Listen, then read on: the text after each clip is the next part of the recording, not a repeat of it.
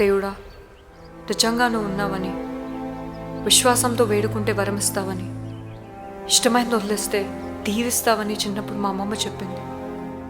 అందుకే నా ప్రాణం కంటే ఇష్టమైన సీనును వదిలేసి దూరంగా వెళ్ళిపోతున్నాను. చరిత, ఏంటమ్మా ఇక్కడున్నావు?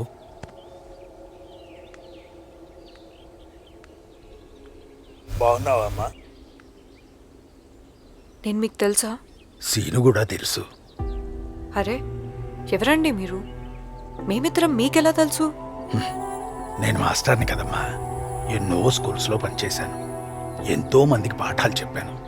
సీను నా స్టూడెంటు. మీ అమ్మమ్మ గారు కూడా నాకు బాగా తెలుసు. ఇందులో ఆశ్చర్యం ఏముంది? ఓ, పెళ్ళి కూడా అయినట్టుంది. అంతా బాగానే ఉంది కదమ్మా? బాలేదండి. ఏం బాలేదు. ఏమైందమ్మా? నాకు ఊహ తెలియని వయసులోనే మా అమ్మ చనిపోయింది. స్కూల్ జాయిన్ కాకముందే నాన్న వదిలేసి వెళ్ళిపోయాడు. కట్టుకున్నవాడు పట్టుమని 10 రోజులు కూడా బ్రతకడని బయట వాళ్ళతో పాటు బంధువులు మాట్లాడుతూనే ఉండేవాళ్ళు. కానీ ఇవేమీ తెలియకుండా ఒకరోజు సడన్గా నా జీవితంలోకి సీను వచ్చాడు. అస్సలు పట్టించుకోలేదు. ఓపిగ్గా తిరిగాడు. నరకం చూపించాను, అయినా నాతోనే ఉన్నాడు. నేనే వాడి మెళ్ళలో తాళి కట్టాను. నవ్వుతూ భరించాడు. వాడి మెళ్ళలో కట్టిన తాళి నా మెళ్ళలోకొచ్చి సరిగ్గా 3 రోజులైంది. 2 సార్లు ఇప్పటి వరకు చావు వాడి దగ్గరకు వచ్చింది. ఈ జాతకాలు ఇవన్నీ నేను నిన్నటి వరకు నమ్మేదాన్ని కాదు. అసలు నా జాతకం ఇలా ఉందని ఇప్పటి వరకు నేను సీనుకు చెప్పలేదు. నో డౌట్, నేను వాడి జీవితంలో ఉంటే వాడు ఖచ్చితంగా చచ్చిపోతాడు. దానికి సిద్ధపడే కదమ్మా వాడు నీ జీవితంలోకి వచ్చాడు. అవును, నీ జాతకం గురించి తెలిసాకే వాడు నీ దగ్గరికి వచ్చాడు. పెళ్లి చేసుకుంటే వాడి లైఫే మారిపోతుందని ఎవడో పిచ్చి జ్యోతిష్యుడు చెప్తే నమ్మి, ఆ పెళ్ళేదో నిన్ను చేసుకుంటే నీ జీవితం బాగుంటుందని వాడు నీ దగ్గరికి వచ్చాడు. అసలు నా జాతకం గురించి సీనుకెలా తెలుసు? నాకు తెలుసు కాబట్టే నీ గురించి వివరాలన్నీ నేను చెప్పాను. నీ ఫోటో ఇచ్చాను, నీ అడ్రస్ కూడా ఇచ్చాను. తెలిసి ఎందుకలా చేశారు మాస్టారు? తెలుసు కాబట్టే. చూడమ్మా, 2 దేశాలు కలిస్తే వ్యాపారం, 2 కుటుంబాలు కలిస్తే బంధుత్వం, 2 ఆలోచనలు కలిస్తే స్నేహం, 2 మనసులు కలిస్తే ప్రేమ. అదే మీ ఇద్దరూ కలిస్తే ఎన్నో ప్రశ్నలకి సమాధానం. ఆలోచించు తల్లి. కానీ ఇది మా జాతకాలకి మాకు మధ్య జరిగే ఒక యుద్ధం. కనీసం ముహూర్తం కూడా చూసుకోకుండా మేము పెళ్లి చేసుకున్నాం మాస్టరు. చూడమ్మా, ముహూర్తాలు జాతకాలు కేవలం మన నమ్మకాలు. నా దృష్టిలో మార్కెట్లో అమ్ముడుపోతున్న కొన్ని పుస్తకాలు అంతే.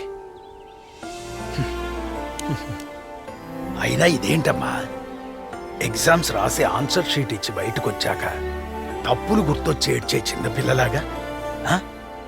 నో. చూడమ్మా, ఇంకా నీ ఆన్సర్ షీట్ నీ చేతుల్లోనే ఉంది. తప్పుదిద్దుకునే అవకాశం నీ ఎదురుగానే ఉంది. చదువులోనైనా జీవితంలోనైనా పాస్ అవ్వాలి అంటే ప్రశ్నలకి సమాధానం రాయాలి గాని క్వశ్చన్ పేపర్ నుంచి చించేయకూడదు. జీవితంలో వచ్చే కష్టాల్ని ఎదుర్కోవాలి, పారిపోకూడదు. చివరిగా ఒక్క మాట, భార్యాభర్తలు కలిసి ఉండడానికి కావాల్సింది ఎఫెక్షన్ గాని ప్రిడిక్షన్ కాదు. ఇంకేం ఆలోచించకు, ధైర్యంగా ఉండు. నీ భర్త దగ్గరికి నువ్వు వెళ్ళు. వెళ్ళమ్మా, వెళ్ళు.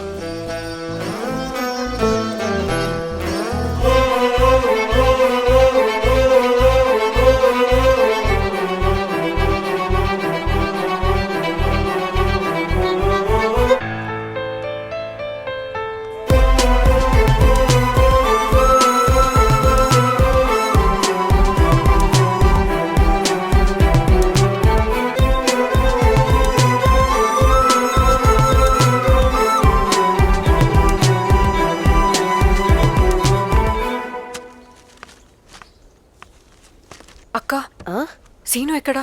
అసలు నువ్వెక్కడికి వెళ్ళావు? అది పొద్దున్నుంచి సీను నీ గురించి తెగ వెతుకుతున్నాడు. లోపలికెళ్ళి చూడు.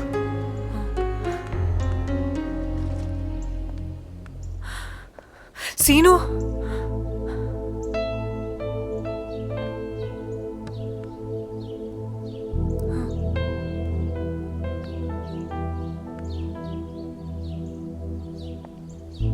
సీను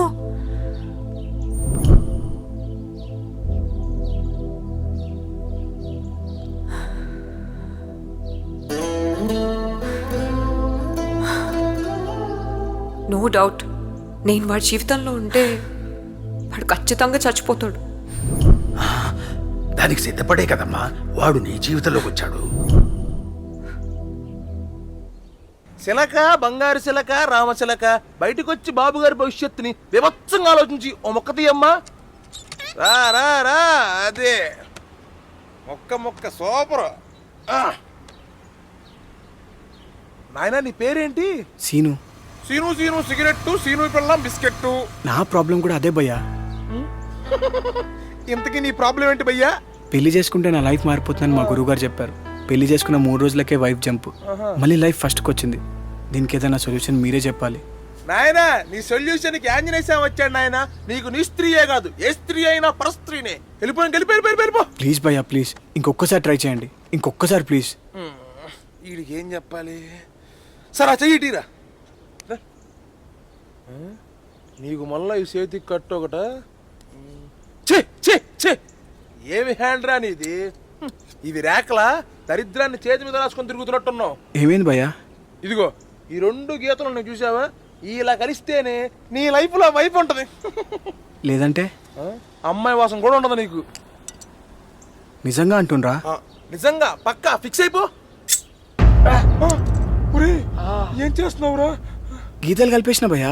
ఒరే నెక్స్ట్ దరిద్రుడా, గీతలు దేవుడికి ఇస్తాడరా, మనం కోసుకోకూడదు. వామ్మో వీడు బోడితో భయపెట్టాడేంటి? అయ్య బాబోయ్ ఏమైద్దు?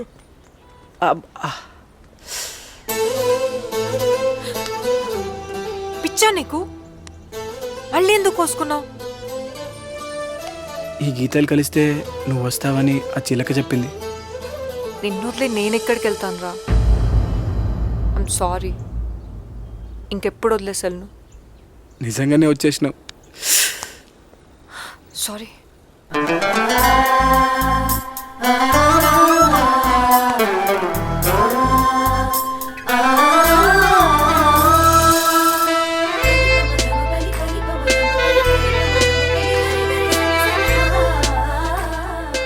మొత్తానికి సీనుగాడి కథ సుఖాంతమైంది. మరి మన సుబ్బుగాడు ఏం చేస్తున్నాడో చూద్దామా?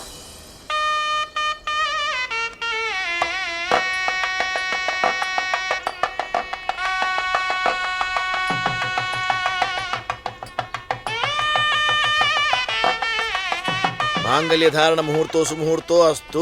సుబ్రహ్మణ్యం మాంగళ్యం తీసుకున్నాయినా? ఉందిగా, తీ తీ.